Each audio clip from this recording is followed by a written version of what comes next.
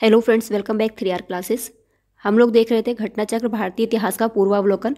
मौर्य साम्राज्य हमारा टॉपिक था, उसके आगे के क्वेश्चन हैं उनको कंटिन्यू करते हैं। आइए बिना टाइम वेस्ट किए अपनी क्लास को शुरू करते हैं। गाइस, क्लास शुरू करने से पहले अगर आपको अच्छा लगे तो प्लीज़ इसको लाइक एंड शेयर करिएगा और चैनल पर नए हो तो प्लीज़ सब्सक्राइब करिएगा।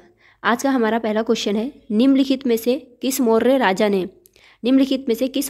ने दक्कन की विजय प्राप्त की थी? राइट आंसर होगा चंद्रगुप्त।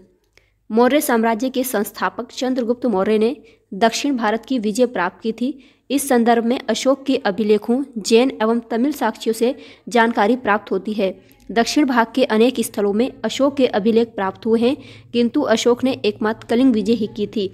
अतः ऐसी स्थिति में दक्षिण में विजय का श्रेय हमें चंद्रगुप्त मौर्य को ही देना पड़ेगा, क्योंकि बिंदुसार की विजय अत्यंत संदिग्ध है एवं इतिहास में उसे एक विजेता के रूप में स्मरण नहीं किया जाता।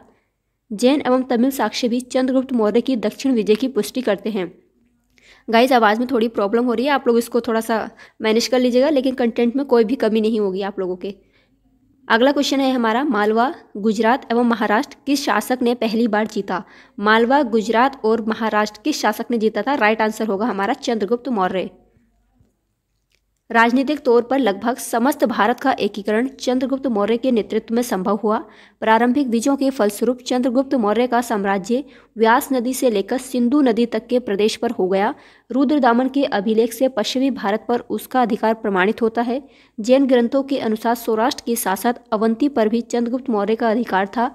उसकी मृत्यु के समय उसके साम्राज्य का विस्तार पश्चिम में हिंदू कुश पर्वत से लेकर पूर्व में बंगाल की खाड़ी तक था तथा हिमालय की श्रृंखलाओं से लेकर दक्षिण में मैसूर तक था।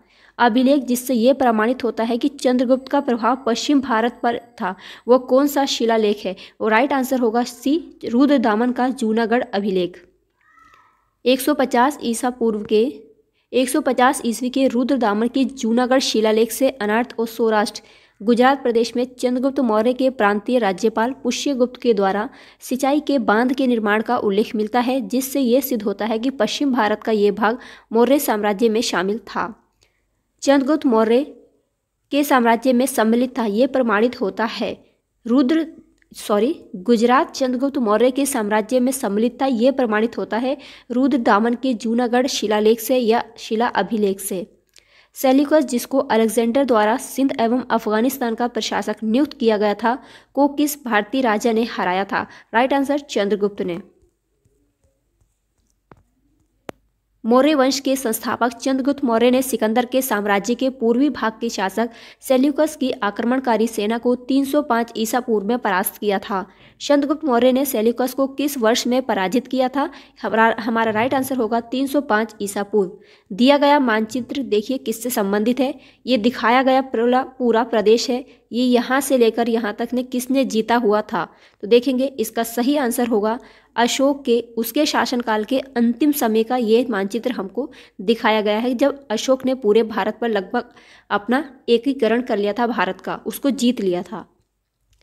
उक्त मानचित्र अशोक के साम्राज्य को दर्शाता है। अशोक के शिलालेखों तथा स्तंभ लेखों से अशोक के साम्राज्य की सही जानकारी प्राप्त होती है। असम और सुदूर दक्षिण को छोड़कर संपूर्ण भारतवर्ष अशोक के साम्राज्य के अंतर्गत था।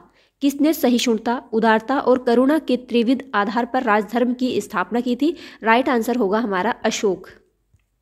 अशोक ने अपनी प्रजा के विशाल समूह को ध्यान में रखकर ही एक ऐसे व्यवहारिक धर्म का प्रतिपादन किया जिसका पालन आसानी से सब कर सकें। अशोक का धर्म सदाचार का धर्म था। ये एक ऐसे नैतिक नियम थे जिनका संप्रदाय विशेष से कोई संबंध नहीं था और जो मानवता के कल्याण के लिए घोषित किए गए थे।